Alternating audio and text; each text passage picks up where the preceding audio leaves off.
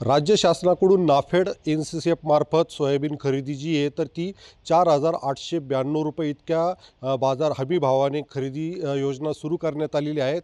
मात्र बारदानाअभावी सोयाबीन खरेदी जी आहे तर ती लासलगावसह संपूर्ण नाशिक जिल्ह्यातील सोयाबीन केंद्रांवर बंद पडलेली आहेत। या ठिकाणी आपण लासलगाव येथील सोयाबीन खरेदी केंद्रावर या ठिकाणी आलेलो आहोत। या ठिकाणी गेल्या 8 जानेवारीपासून बारदानाअभावी सोयाबीन खरेदी जी आहे तर ती बंद आहेत।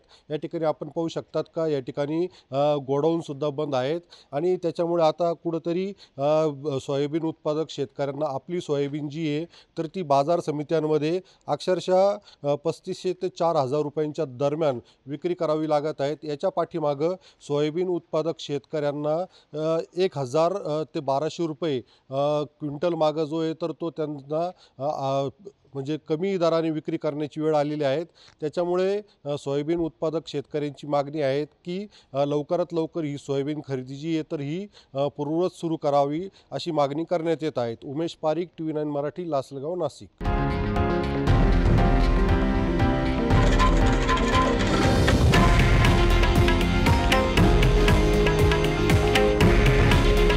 हे आहे देशातील नंबर 1 न्यूज नेटवर्क आणि आपण पाहत आहात TV9 मराठी।